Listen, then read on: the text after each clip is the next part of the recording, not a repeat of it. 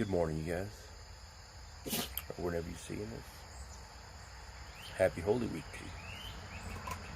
Now, I'm just going to go ahead and state this out there. This is probably going to be a little bit passionate because it's a passionate story. If you're not a person of faith or anything like that, it's not your deal. See you on the next one. You know. It's my favorite time of year.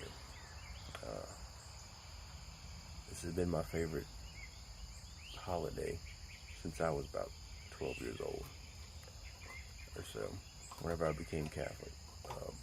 Went through RCIC and went through the Easter Vigil, and I started my journey in faith. And there have been times where I've lost it, but it's always brought me back stronger. I hope y'all hear that. My dog chewing a bone in the background. I apologize. Hey, hit, hit. She don't care. No. There's a lot of things I could say about Holy Week, you guys. But I'll leave you with this story. Right around this time, when I was in graduate school, I'd done a lot of jobs to get through graduate school. One of them was sitting for this elderly gentleman, a World War II veteran. His name was Mr. James. Mr. James used to tell me all kinds of stories and things. His big thing was to make sure I went to church on Sunday. You know. He didn't care what church, just church. You know. Well, one day I came in and he asked me if I went to church. Yeah, I said, "What's your plans for Easter?" I said, "Well, nothing special." Kind of raised an eyebrow. And he said, Easter is the most important holiday we have as Christians. I said, "Yeah, it's very important." He said, "No, it is the most important." He was about 98 or so, I believe. He said, "Without Easter, Good Friday is just an execution. Without Easter, Christmas is just a birthday party."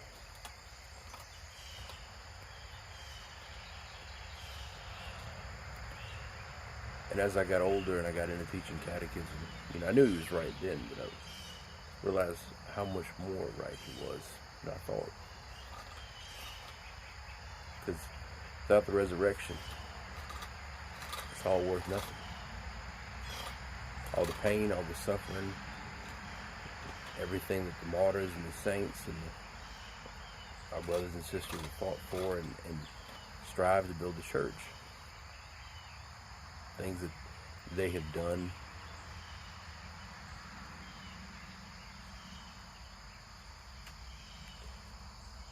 to bring us forth in this day and age. It's not worth anything but for a resurrection.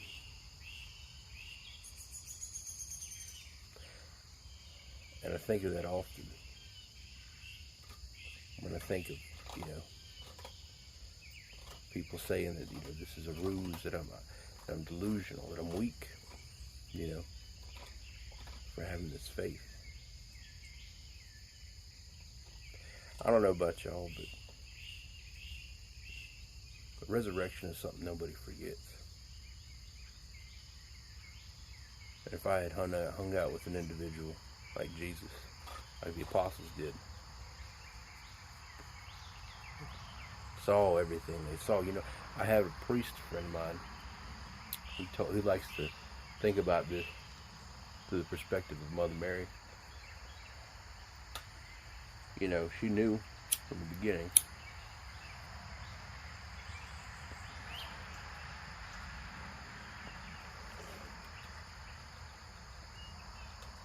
that Jesus was special, that he was who Gabriel said he was. She didn't know how it was going to manifest itself. to have to see what she saw on Good Friday, you have to think to yourself as a parent, like all of you parents out there, you know, she had to be thinking to remind you, where did me and Joseph go wrong? How did we mess this up? What am I supposed to do now? And I think you and I, oftentimes in our faith, we have the same feeling. Where did I go wrong? Why does this hurt?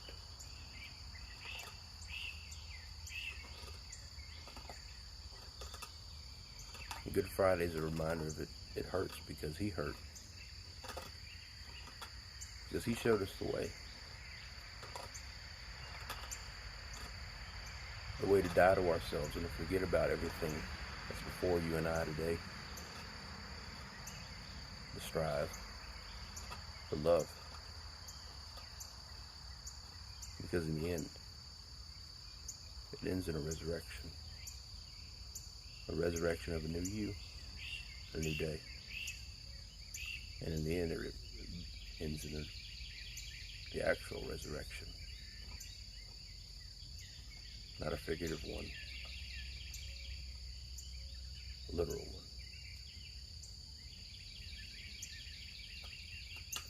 Can't wait.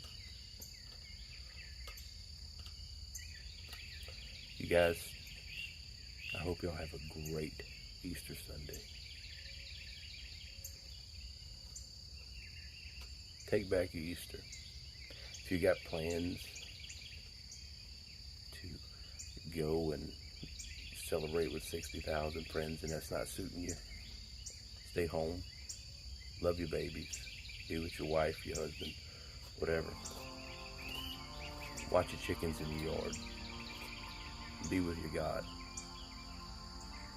Because he came to be with you. And to bring you home. God bless y'all. Peace of Christ be with you.